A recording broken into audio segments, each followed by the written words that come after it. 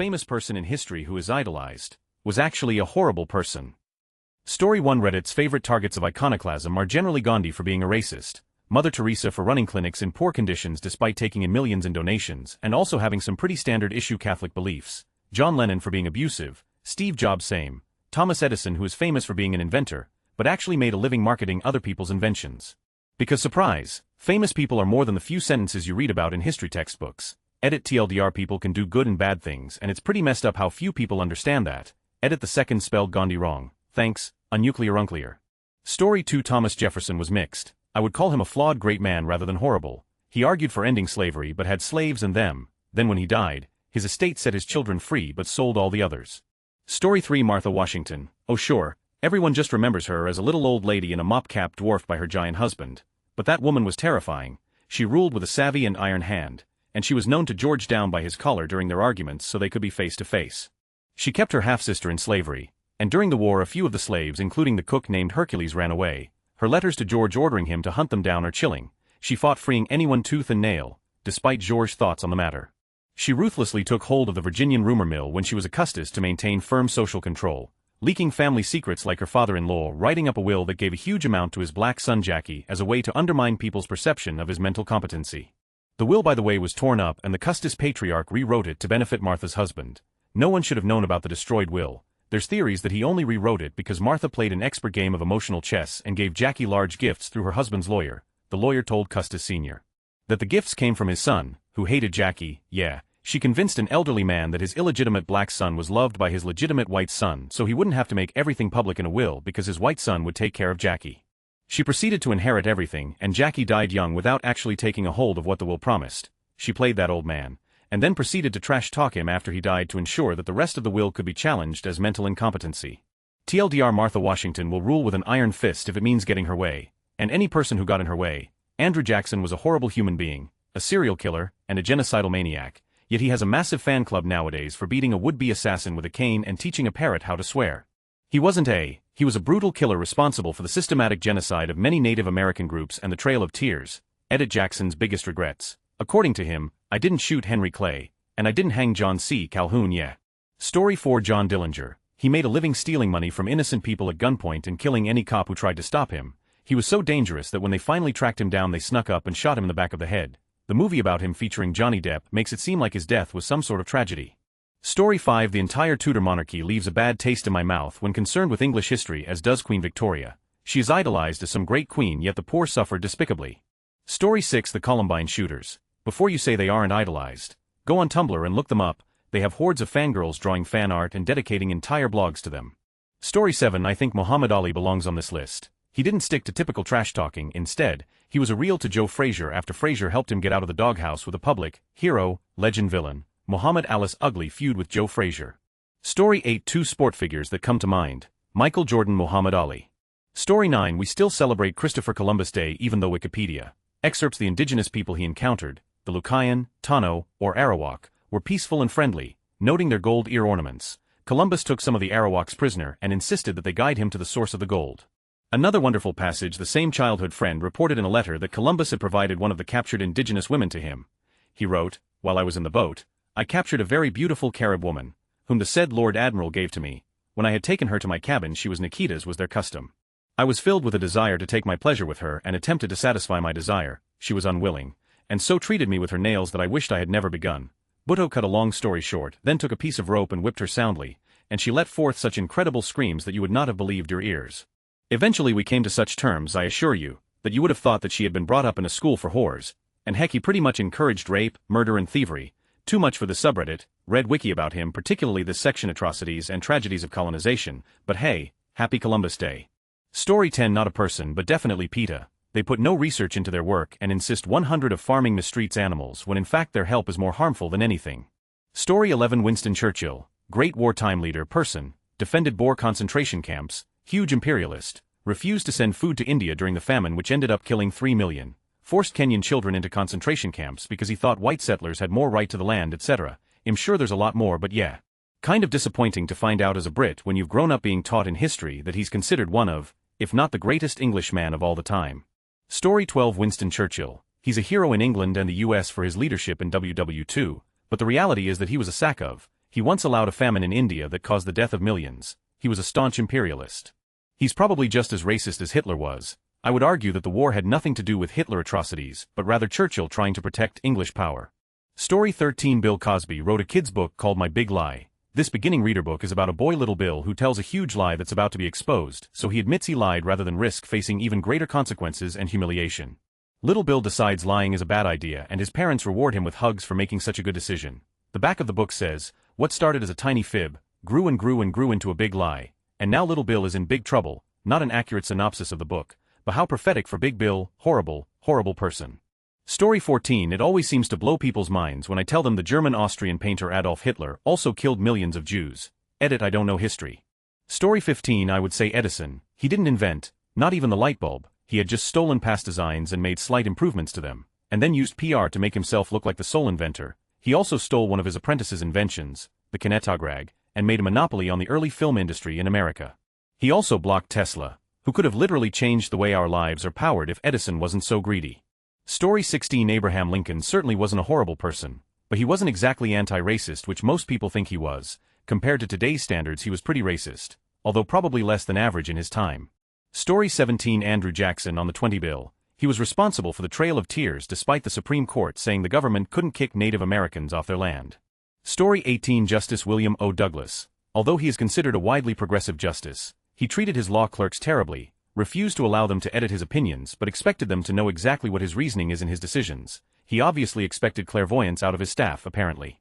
He had a stroke in 1974, yet refused to retire for almost a year because he didn't want Ford appointing his replacement. During his final year on the court, with his illness, kept interrupting court when he could make it with his pain and agony, and when he was away it slowed the process of the court. It got to the point where every other justice signed a letter to him telling him to resign, but it took almost a year. Story 19. Robert E. Lee did have slaves, captured freed men when he invaded Pennsylvania, and yet he is often portrayed as a nobleman who fought for some reason other than slavery. Story 20. Karl Malone is hailed as one of the greatest power forwards of the game, absolute beast on the court, off the court, well, to put it lightly, he raped underage girls and even got one pregnant and refused to support the child. Story 21. Robert E. Lee. He wasn't some Greek tragedy figure conflicted about his duty to the South, he was just a regular fighting to keep slavery legal. Story 22. Columbus. 1,000 times, Columbus, explorer, conqueror, enslaver, murderer, torturer, rapist, corrupt governor, opportunist, albeit an important one, Woody Allen, who adopts a child only to them and marry them at like 15 or some fucked up.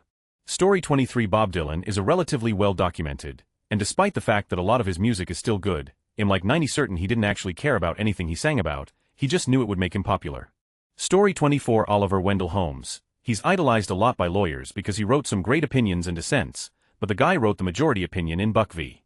Bell, a eugenics case that has never been overturned, and in the insular cases that said that America's territories like Puerto Rico and Guam aren't entitled to the same constitutional protections as American citizens because they're not white and thus can't understand our laws.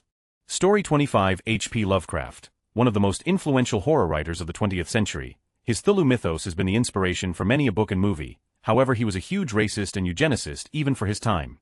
Story 26. NSFW. JFK treated his wife like and never accomplished a thing. He also liked to choke women when he was near because it made them spasm, such as by pushing their head underwater unexpectedly in his hot tub to make them panic. Story 27. Archbishop Thomas Becket. That guy and his criminous clerks, Christopher Columbus. The man was into genocide as well as claiming the discovery of America, after he messed up. Story 28. Winnie Mandela. She was basically a terrorist and would chain people up, put tires around their necks and set those tires on fire, which she called necklacing. Story 29. Definitely Mother Teresa, if not only because she is still used as some shining example of goodness and morality and sainthood, it's actually pretty disappointing. If you look into it, she was pretty much a monster getting praise. No wonder she had doubts discovered in a private letter of something, but unfortunately that didn't stop her. Story 30. Ronald Reagan. May not have been a terrible person, but he was absolutely a terrible president. Almost all of the US's problem can relate back to him and his administration, yet he is idolized by Republicans. Story 31. Alexander Graham Bell suppressed sign language and forced the deaf community to learn to speak. Story 32. Christopher Columbus. We have a whole holiday for a man who forced women to be slaves and cut off limbs of people who didn't bow down to him and his people and recognize their supposed inferiority. Edit, talking about the natives' supposed inferiority, not Columbus's men. Story 33. Texan here, and I will say many of the heroes of the Texas Revolution. One thing people forget is that the war was fought because Mexico was seeking to end slavery, many of the white Texans who were in power also were pro-slavery, so they stirred up support for independence from other wealthy Texans, white and Hispanics. Story 34. Not a person but Tibet, and I guess pretty much all the Dalai Lamas too. Tibet was feudal pretty much up until China invaded, and the vast majority of the population, something like 94, were in effect serfs for the Buddhist monasteries. Tibet had some messed up going on in recent history for a country mostly associated with being non-violent. Story 35. I don't think he was horrible, but MLK wanted and attempted to harass and trick police into unleashing dogs on children as young as 6 for the photo's peer marketing. Also mandatory Mother Teresa, 14th Dalai Lama, and Gandhi. Story 36. Steven Tyler had custody of a 16-year-old girl signed over to him so he could have with her. He then impregnated her and abandoned her in Boston. Story 37. Andrew Jackson was a racist who I am ashamed to share a party with. His face is on the $20 bill, and I think he has a few portraits in the White House.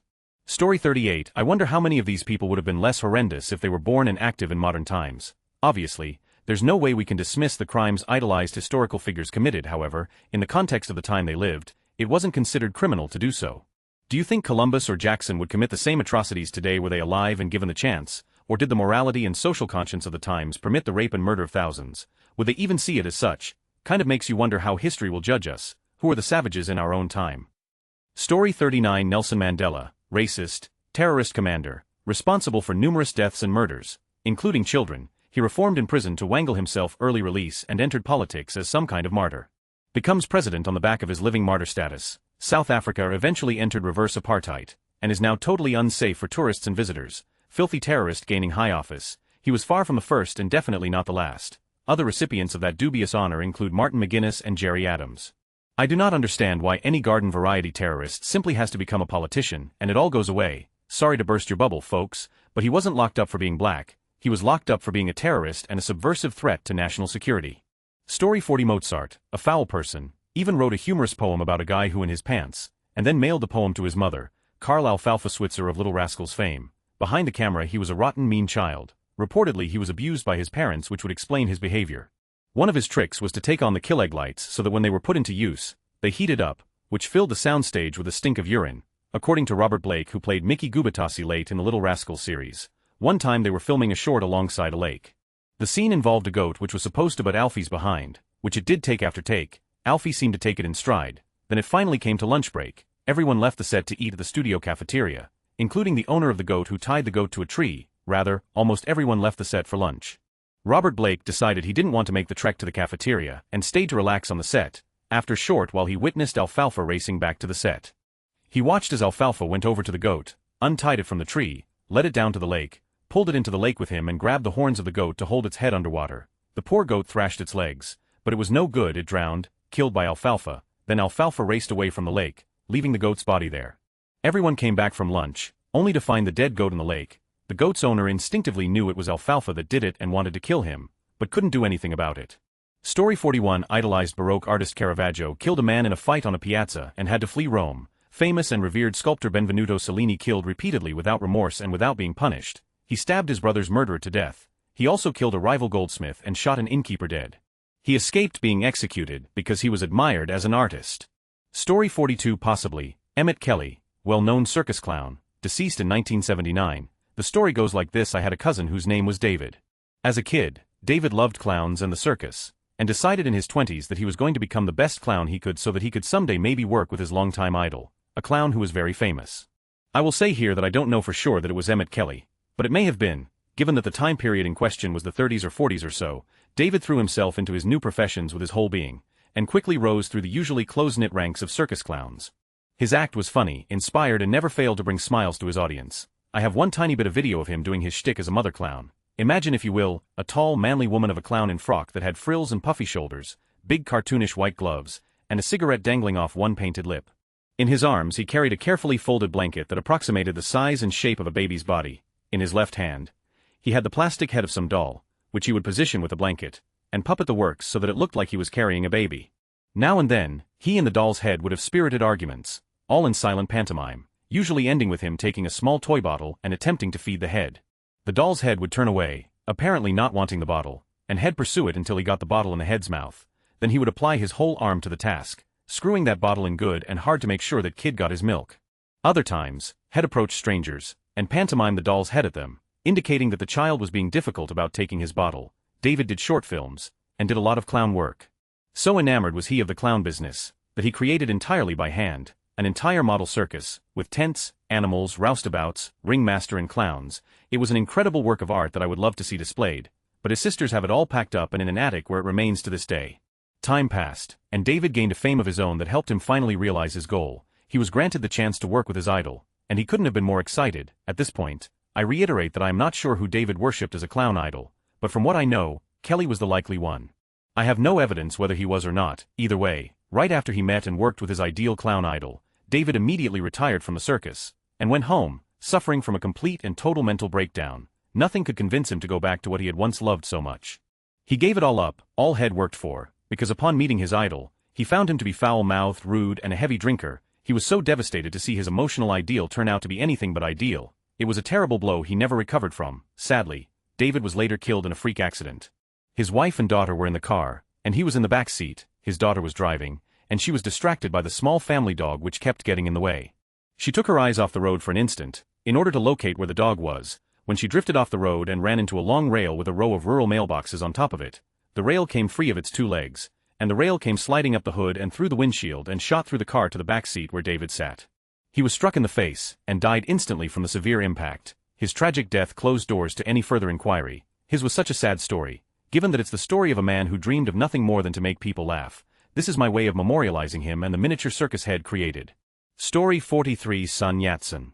Sure, while I do acknowledge that he led the anti-monarchy movement and China's first attempt into democracy, the way he executed the anti-monarchy revolution was essentially terrorism, all but in name, attacking Manchu settlements, bombing transportation vehicles used by Qing nobles. In this regard he is no better than that is Mao Zedong.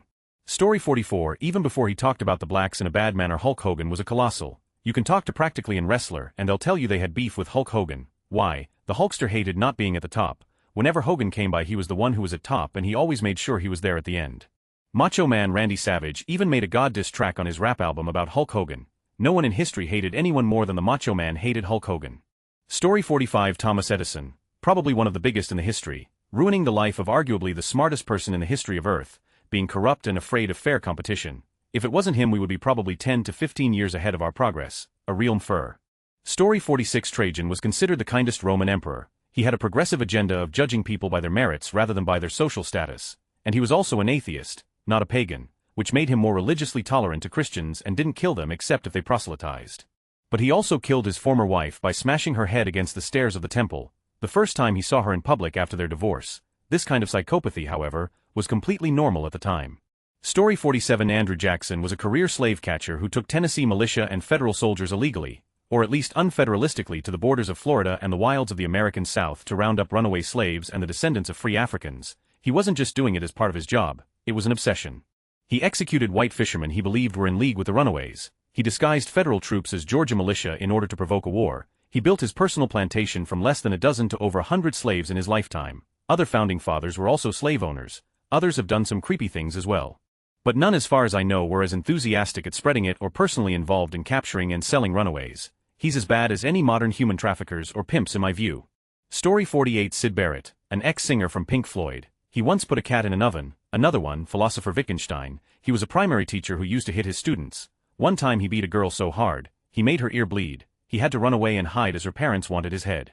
Story 49. John Lennon. Most people have zero clue he was a parent, a terrible husband, etc. The parent thing really gets me. It was more that he just did nothing for his kids and didn't stand up to his second wife, but that's no excuse. He hardly ever saw his oldest, and when he did, Yoko made sure to make sure he wasn't given the same treatment as Sean, and even with Sean, John spent most of his time holed up in his room watching TV, and certainly wasn't the house husband history's rose-colored glasses try to tell us he was.